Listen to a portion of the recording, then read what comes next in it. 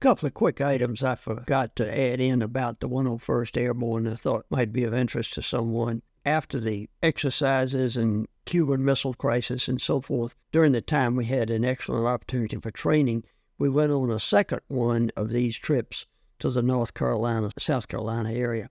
This time I was a company commander. When the orders first came out, I was a reserve company, and I didn't like being in reserve much, and I sort of let the commanders know I'd like to have the company heavily involved. Well, luckily there was a change in the orders, and there was a need for a company to jump in a day early and to set up 3 blocking positions on roads. And we took heavy radio equipment with us so that we could then call back if we had any contact. And this was trying to block the enemy forces from coming to the drop zone that the division would be dropping into, or the battle group at least would be dropping in the next day. I remember we left Fort Campbell late that afternoon, and all of the generals and everybody were down at the airport to see the company off. And we had 9 aircraft of our own, and we flew to near Union, South Carolina. Storms came up that afternoon. It was difficult. We were late getting into the drop zone, and when we went to the drop zone, we weren't directly lined up with the drop zone. The planes went at sort of an angle to it. The first sergeant and I hit the drop zone, but I believe just about everybody else in the company went into the trees. So we had quite a mess to get everybody down and to get everybody assembled. By that time, it was dark.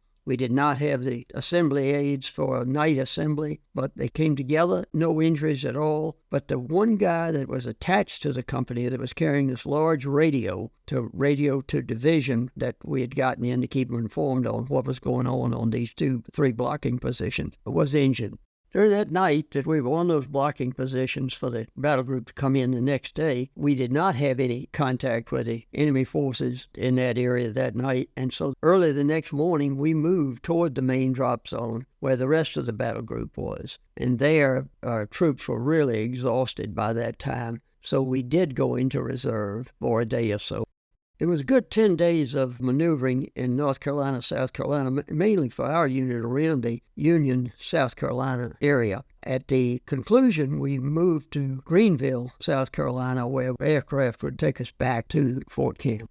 The second thing I wanted to mention and add on was that our company was the flag football champions of Fort Campbell. And one night they were going to give us the award for the flag football championship. And we went to this basketball game. At halftime, they were going to present this award. And the sergeant major of the battle group came to me, and he wanted the company to give the award to the battle group commander. And I said, no, we weren't going to do that. It was for the troops, and it was going to stay in our mess hall. And he got very upset about it, and he had been drinking too much when he was trying to plan this thing at the last minute. Anyway, we kept the trophy and we put it in the dining hall. But the next day, early in the morning, I got a call from General Roberts, or from the XO or somebody, and said, come up, General Roberts wants to see you. And General Roberts said to me, I understand you and the sergeant major had a dispute last night about the trophy. And I said, yes, sir, we did. The troops had worked hard to gain that football championship, and I wanted that trophy to remain in our mess hall so that they could have it and see it in the future and take pride in it. And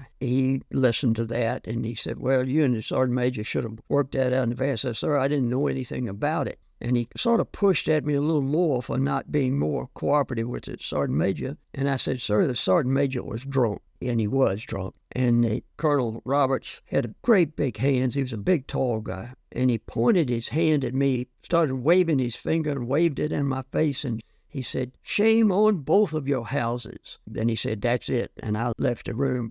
One other activity that took place in the Airborne Division I'd mentioned here was what was called prop blasting. If you had not been in an airborne unit previously, the officers, this was for the officers, were prop blasted. And the prop blast, the name comes from what you feel when you jump out of the door of an aircraft and the wind hits you on the outside. Is called a prop blast. But this prop blast was an event held in a room that had a large mock-up with a door of a C-130 aircraft. And then you could stand in the door and jump out, and they had pads on the floor underneath. You had a lot of exercising in the afternoon, physical fitness, and then they'd stop and you'd have to drink a beer, and then you exercised some more. So by the time you went to this room was in the hospital area, by the time you went to that, you were already in pretty bad shape with regard to alcohol. But then we had to give a presentation, and then we had to stand in the door of the mock airplane, and then you jumped out, and then you ran over to the